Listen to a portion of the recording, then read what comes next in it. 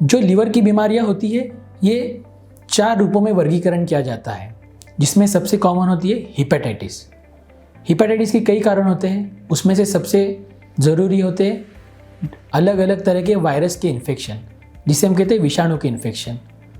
उसमें होता है हिपेटाइटिस ए, बी, सी और ई।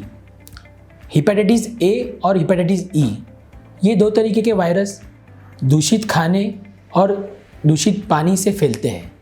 हिपेटाइटिस ए बच्चों में ज़्यादा दिखाई दिया जाता है और हिपेटाइटिस ई बड़ों में ज़्यादा दिखाई जाता है।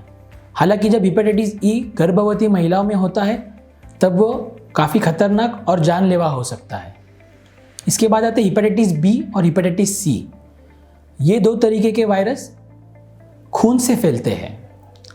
तो जब हिपेटाइटिस बी या सी इंसान का ब्लड किसी नॉर्मल इंसान में चढ़ाया जाता है, या फिर जब लोग टैटू बनवाते हैं या कोई ऑपरेशन करवाते हैं, या कई बार माँ से बच्चों को गर्भवती डिलीवरी के टाइम होने के चांसेस होते हैं। अगर किसी को कई बार ब्लड डोनेशन करने जाते हैं तब पता चल जाता है हिपेटाइटिस बी का इन्फेक्शन हुआ है, या कई बार कोई सर्जरी के कारण पेशेंट एडमिट हो जाता है और जब उनके रूटीन टेस्ट किए जाते हैं तब पता चलता है पेशेंट को हिपेटाइटिस बी या सी का इन्फेक्शन है। वायरस के अलावा जो दूसरा प्रमुख कारण है वो है शराब। कोई भी व्यक्ति जब कई सालों तक एक मात्रा के ऊपर शराब पीते हैं तो आगे जाके उसके लीवर में फैट जमा हो जाता है और आगे जाके लीवर दिक्कत आती है। अगर हम इसी समय पे शराब रोक दें तो लीवर वापस नॉर्मल रूप में आ जाता है। यदि शराब पीना चालू रखे तो आगे जाके लीवर खराब हो जाता है।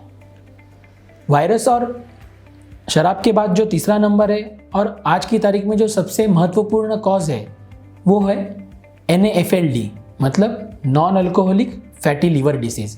मतलब जिसमें नाम में ही है कि शराब के अलावा जो दूसरे कारणों की वजह से लीवर में फैट जमा होता है। तो कई बार ये आकस्मिक खोज होती है जिसे हम कहते हैं इंसिडेंटल फाइंडिंग।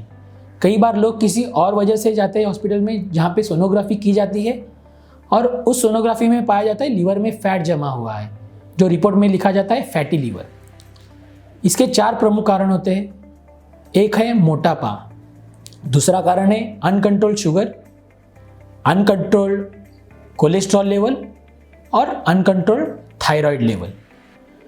दिन ब दिन ये तकलीफ बढ़ती जा रही है। वायरस के बाद जैसे शराब और नॉन NAFLD के बाद जो कॉमन चीज़ है ये है कई तरह की दवाइयों की वजह से लीवर में दिक्कत होती है। आजकल कोरोना की महामारी में कई तरह से लोग कई तरह की दवाइयाँ खा रहे हैं, जैसे आयुर्वेदिक हो गए, होम्योपैथिक दवाई है। इन दवाइयों में कंपोजिशन कई तरह से मात्रा में सही नहीं होती है और इसकी वजह से कई बार लीवर में भी दिक्कत हो सकती है।